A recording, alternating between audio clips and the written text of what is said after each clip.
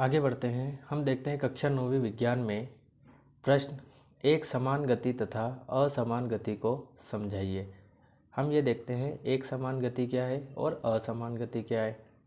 तो जैसे आपकी सड़क है ना, इस सड़क पर कोई वाहन जाता है, कुछ भी हो सकता है, बस, कार, है ना, टेम्पो आदि। जब ये वाहन यहाँ है तो इसके पास जो टाइम है भी इसका 0 सेकेंड है ना। इसके बाद ये जब यहाँ आ जाता है तो T2 टाइम ले लेता है ना। T2 टाइम में कितना 1 सेकेंड का टाइम लिया इसने और कितनी दूरी तय करी 5 मीटर की। फिर यहाँ से ये यहाँ आता है तो फिर से 1 सेकेंड लेता है और फिर 5 मीटर की दूरी तय करता है। तो 5 और 5 हो जाएगी 10। फिर यहाँ से जब वो यहाँ आता है तो फिर से वो 1 सेकेंड लेता है और फिर से 5 मीटर की दूरी तय करता है।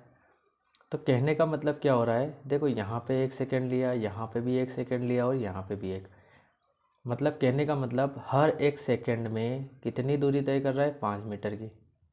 तो क्या समझ में आ रहा है, समान समय में समान दूरी तय कर रहा है। तो इसकी परिभाषा भी ऐसी बन जाएगी एक समान गति के लिए कि समान समय में समान दूरी तय की जाती है तो वस्तु की ऐसी गति को क्या कहते हैं, एक समान गति कहते हैं। और असमान गति की अगर हम बात करें तो जब वस्तु समान समय में समान दूरी तय नहीं करता है या नहीं करती है तो ऐसी वस्तु की ऐसी गति को हम क्या बोलते हैं, असमान गति। परिभाषा देखेंगे इसकी। एक समान गति में बताया है जब कोई वस्तु समान समय में समान दूरी तय करती है तो वस्तु की ऐसी गति को एक समान गति कहते हैं। जैसे उदाहरण के लिए हम देखते हैं पृथ्वी के चारों ओर चंद्रमा की गति, है ना, क्योंकि पृथ्वी के चारों ओर जब चंद्रमा चक्कर लगाता है तो एक समान गति से लगाता है और एक समय में लगाता है। इसके बाद हम देखते हैं असमान गति। तो जब कोई वस्तु समान समय में समान दूरी तय नहीं करती है तो वस्तु की ऐसी गति को असमान गति कहते हैं। उदाहरण के लिए हम देख सकते हैं सड़क पर कार की गति। कहने का मतलब सड़क पर जब कार दौड़ रही होती है तो उसकी जो गति होती है वो मेंटेन नहीं होती है। ऐसा ज़रूरी नहीं है कि 1 किलोमीटर में वो 1 किलोमीटर में 1 किलोमीटर तय करने के लिए 5 मिनट का टाइम लेगा या 10 मिनट का टाइम लेगा, ऐसा फिक्स नहीं होता है। तो ये थी आपकी असमान गति और इससे पहले था हमने देखा एक समान गति।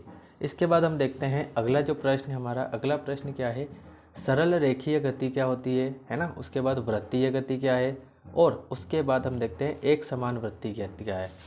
तो सबसे पहले हम देखते हैं सरल रेखीय गति क्या है। तो सरल रेखीय गति का मतलब यही होता है, सीधी सी बात है कि जैसे हमारा ये रोड है, इस रोड पर बिल्कुल ये सीधा है और कोई कार यहाँ से जा रही है तो वो कार जब बिल्कुल सीधी रेखा में गति करेगी तो इसे हम बोलेंगे एक सरल रेखीय गति।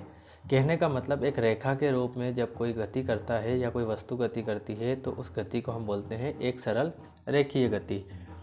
ठीक है, तो यहाँ पे यही बताया गया है एक सरल रेखीय गति में कि जब कोई वस्तु एक सरल रेखा में गति करती है तो वस्तु की इस गति को सरल रेखीय गति कहते हैं। उदाहरण के लिए सीधी सड़क पर कार की गति।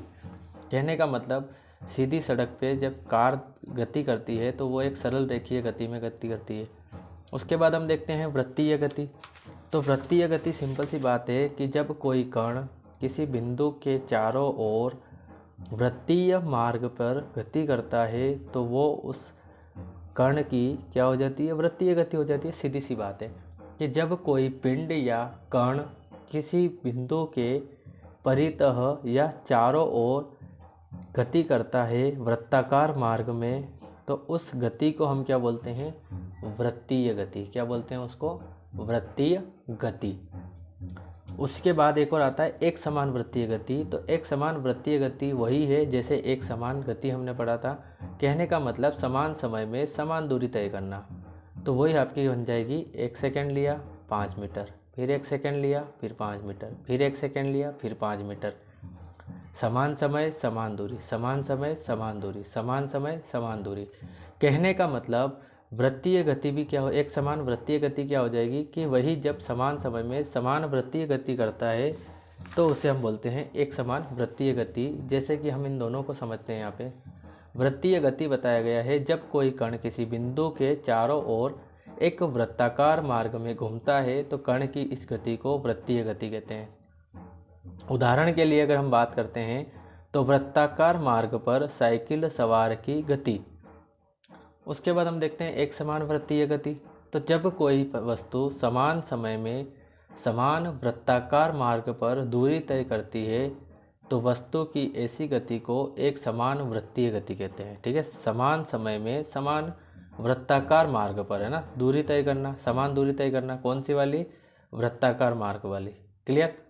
तो उम्मीद करता हूँ आपको ये समझ में आया होगा। आप इसका स्क्रीनशॉट ले लीजिए या इस वीडियो को रोक कर आप इसको नोट कर लीजिए। ये आपकी परीक्षा के लिए बहुत इंपॉर्टेंट क्वेश्चन है।